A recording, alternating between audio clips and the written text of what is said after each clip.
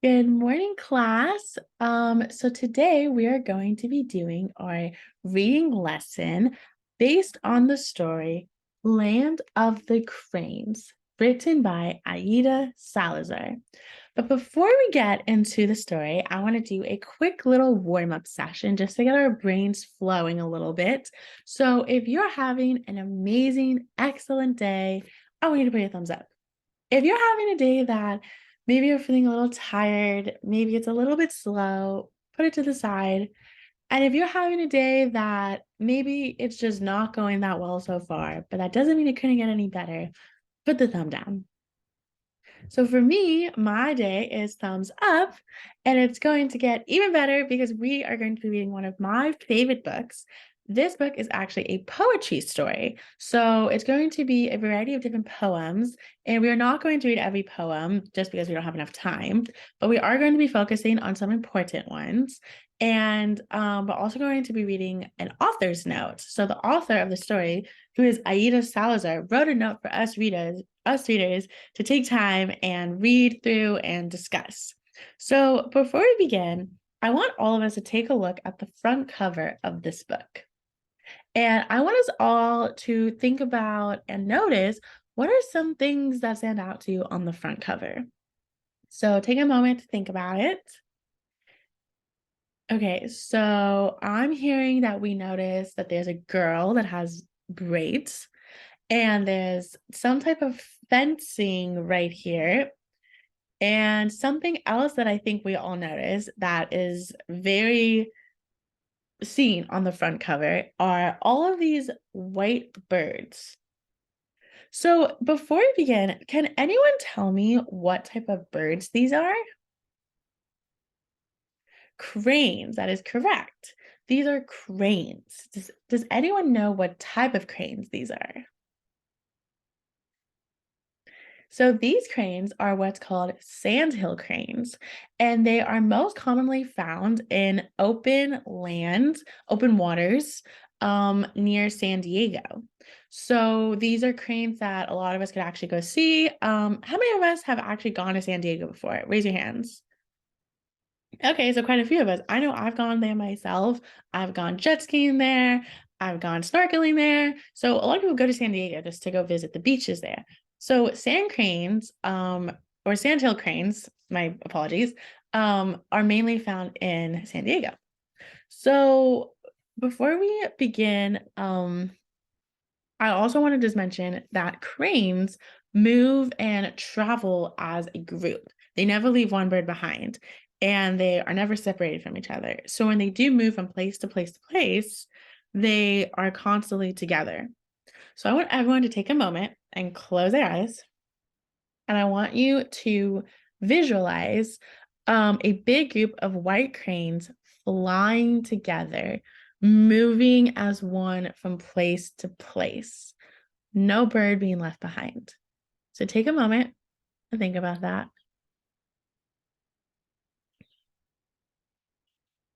Okay, so now open your eyes, and I want you to keep that image in your head while I'm reading the story of a flock of cranes moving together.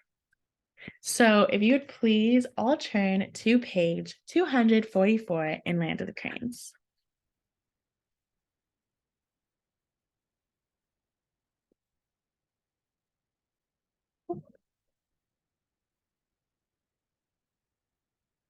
Dear reader, thank you for your courage to bear witness to Batita's difficult story. While this is a work of fiction, much of what is shared is based on the experiences of real migrant children and their families. Her story is one that can be folded into a larger tragic and true story of the criminalization of migration that spans hundreds of years in the United States. So we're now going to jump down to this paragraph. The Trump administration's zero tolerance policy saw thousands of migrant children, mostly Central American, separated from their parents, kept in cages, and treated inhumanely. This policy also brought about an increase in the number of migrants who died trying to cross the border or while in custody. Despite worldwide protests over the clear violations of human rights, this administration continues to hurt asylum seeking children and families as its laws change for the worse each day to our continued horror. There is no compassion when migrants arrive, nor is there understanding for the reason people are forced to flee their homelands with their children. I am heartbroken and appalled, not only by the Trump administration or previous administrations, but also by everyday citizens who support the message of hate toward migrants. Their hateful views and their entitled claims to land and territory disregard the First Nations of the United States, hundreds of years of migration, and really the human suffering that is at the very root of why people migrate. So that was an intense message that I just read. And they were the word that I want us to focus on that was said multiple times. And that is the word migrant. Migrant. So I want everyone to take their arm and tap out with me. Migrant. Migrant. Good job, guys. So does anyone know or maybe was able to kind of figure out what the word migrant might mean? Okay, so I'm hearing a variety of answers that all kind of sound similar. Of it is a person who wants to move from one place to another place, and maybe they want to move to find better living conditions, or they're moving to find a better job. So a migrant is someone who, exactly like I just said, is someone who is moving from place to place in search and in hopes of finding a better living condition and maybe a better job. So I want to reread one sentence one more time with the word migrant, just to really make sure we understand this word, because this is a new word to all of us. So right here, it says, this policy also brought about an increase in the number of migrants who died trying to cross the border or while in custody. So the word migrant was used here while saying trying to cross the border. So they were trying to move from a place beyond the border. So now I want us all to turn to page 30.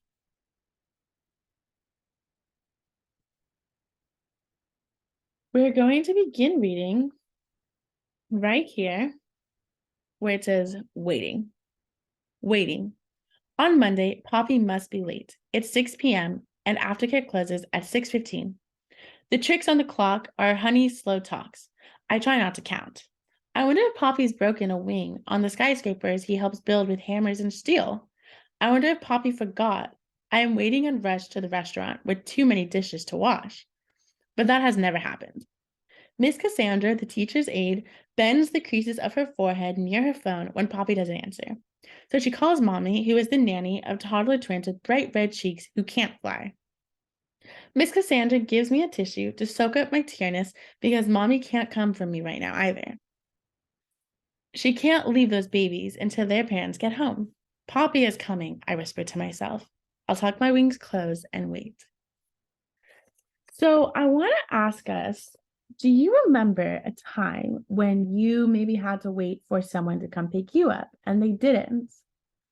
How many of you guys have had that happen before?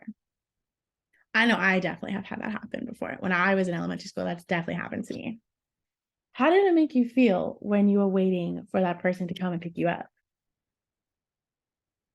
I know for me, personally, it made me feel extremely scared and sad because I didn't know where my parent was. And I remember it was my dad picking me up after school, and I was there for 30 minutes, maybe even a little longer. And I was so scared.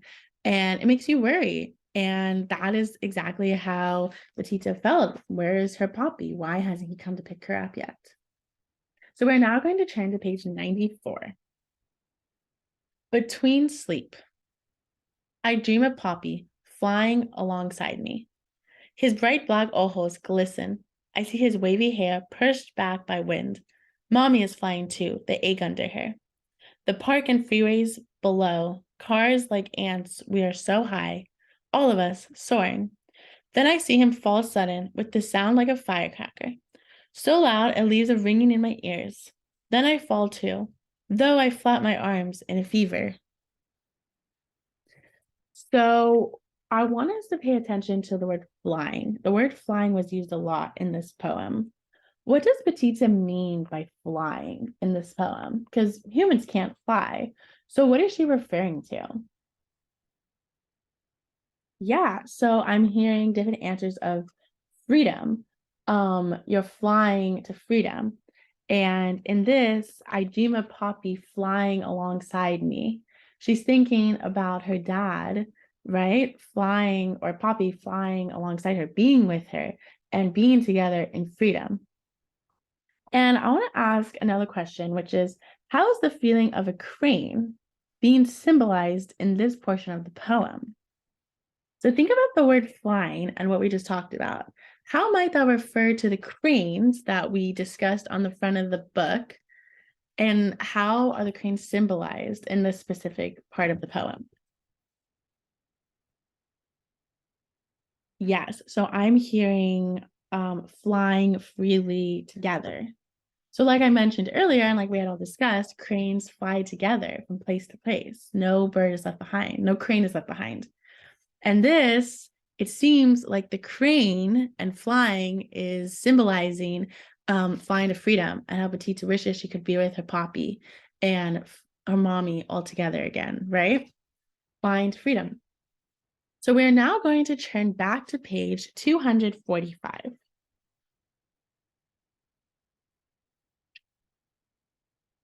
So before we end this reading lesson, I want us to read this last paragraph right here that the author Aida wrote for us. Thank you for taking the journey with Petita. May you, like her, search to find light in your darkest hour, or as her Poppy says, find sweetness in your struggle. May you see that as a child like Petita, you have the power to write, to draw, to speak up against and shut down the forces that seek to make migrants criminals.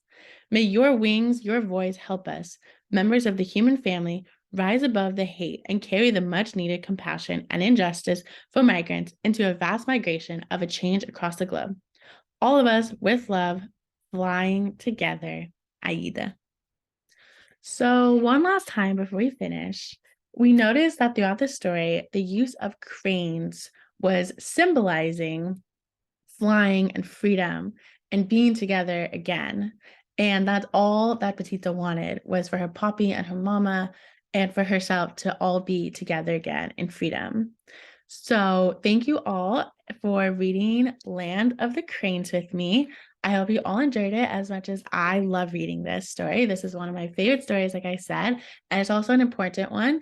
And I really hope that you think about Petita's story and think about what you can do and what change you can do, going into your future, what you can do to fight for what you believe in and have hope even in the darkest times. So thank you, everyone, and I hope you enjoyed my read aloud of Land of the Cranes by Aida Salazar.